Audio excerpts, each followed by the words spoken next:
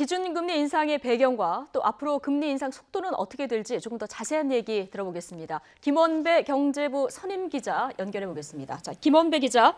네, 김원배입니다. 네, 한국은행이 이 시점에서 기준금리를 인상한 이유부터 좀 짚어볼까요? 네, 가장 큰 이유는 올해 경제 성장률이 3.0%를 웃돌 것이 확실시되고 있고 내년에도 돌발 변수만 없다면 3% 내외의 성장이 가능할 것으로 전망되고 있기 때문입니다. 우리 경제의 잠재 성장률이 2% 후반대인 것으로 추정되고 있기 때문에 잠재 성장률을 웃돌거나 비슷한 수준이라고 할 수 있습니다.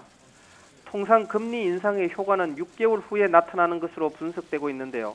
따라서 지금 기준금리를 올려야 내년 이후 예상되는 물가 급등을 억제할 수 있는 것입니다.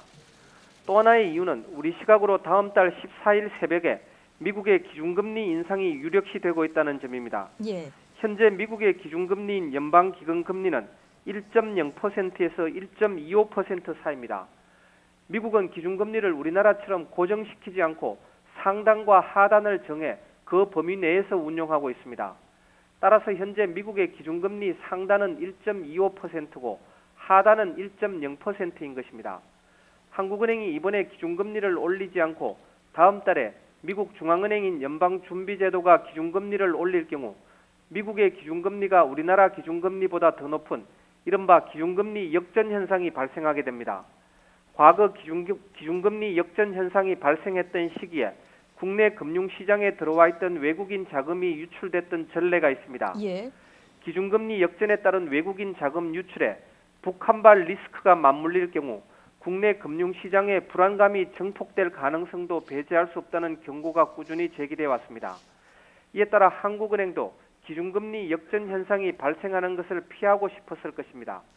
더욱이 다음 달에는 금융통화위원회가 예정돼 있지 않기 때문에 만약 한국은행이 오늘 기준금리를 올리지 않고 미국이 다음 달에 기준금리를 올릴 경우 적어도 내년 1월까지 기준금리 역전 현상이 지속됐을 것입니다. 따라서 한국은행이 한미 기준금리 역전 현상을 피하려면 오늘 열린 올해 마지막 금융통화위원회에서 기준금리를 올릴 수밖에 없었던 것입니다. 예. 그러니까 전 세계적인 경제 회복세 그리고 미국과의 기준금리 역전 이 부분에 대한 우려 때문에 지금 기준금리를 올렸다 이런 분석을 해주셨는데요. 그 이주열 한국은행 총재 임기가 내년 3월 말로 끝나지 않습니까? 이 점도 오늘 기준금리 인상의 한 요인으로 작용했을 것이다 이런 분석도 나오고 있던데요. 네, 그렇습니다. 기준금리 결정 권한을 가지고 있는 금융통화위원회의 의장은 이주열 한국은행 총재인데요. 이주열 총재의 임기는 내년 3월 말까지입니다. 한국은행이 오늘 기준금리를 올리지 않았다면 내년에나 돼야 올릴 수 있다는 뜻인데 내년 1월이 되면 이주열 총재의 임기가 석 달도 남지 않게 됩니다. 후임 총재의 국회 인사청문회 일정을 감안하면 2월이면 후임 총재 인선이 시작돼야 합니다.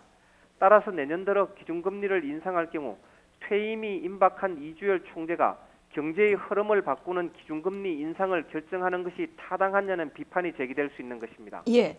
자, 앞으로 관심은 기준금리 인상 속도 아니겠습니까? 어떻게 전망됩니까? 네, 한국은행이 6년 반 만에 기준금리를 인상한 것은 일회성 이벤트가 아닙니다. 통화정책의 방향이 긴축적으로 선회했다는 것을 보여주는 것입니다. 따라서 기준금리 인상은 이번으로 끝나는 것이 아니라 앞으로도 계속 이어질 가능성이 높습니다. 기준금리 인상 속도는 결국 국내 경기 상황과 미국의 기준금리 인상 속도에 달려 있습니다. 가장 중요한 변수는 국내 경기 상황일 것이고 그 다음 변수가 미국의 기준금리 인상 속도가 될 것입니다. 국내 경기가 내년에도 3% 내외의 성장을 할 것이 확실시된다면 남는 변수는 미국의 기준금리 인상 속도가 될 텐데요. 미국의 기준금리 인상 속도와 관련해 지난 9월 미국 중앙은행인 연방준비제도가 발표한 자료를 보면 연준 위원들은 내년에 기준금리가 3차례 인상될 것으로 전망하고 있습니다. 다음 달 14일 새벽에 새로운 자료가 발표될 예정인데요. 만약 다음 달 자료에도 연준 위원들이 내년 기준금리 인상을 3차례로 예측하고 있다면 한국은행이 심각한 고민에 빠질 것으로 보입니다.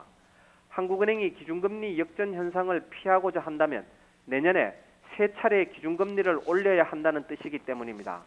내년 4월 1일 취임하는 새 한국은행 총재가 내년 4월부터 12월까지 9개월 동안 세 번의 기준금리 인상을 결정하는 것은 부담스럽기 때문입니다. 지금까지 경제부에서 전해드렸습니다.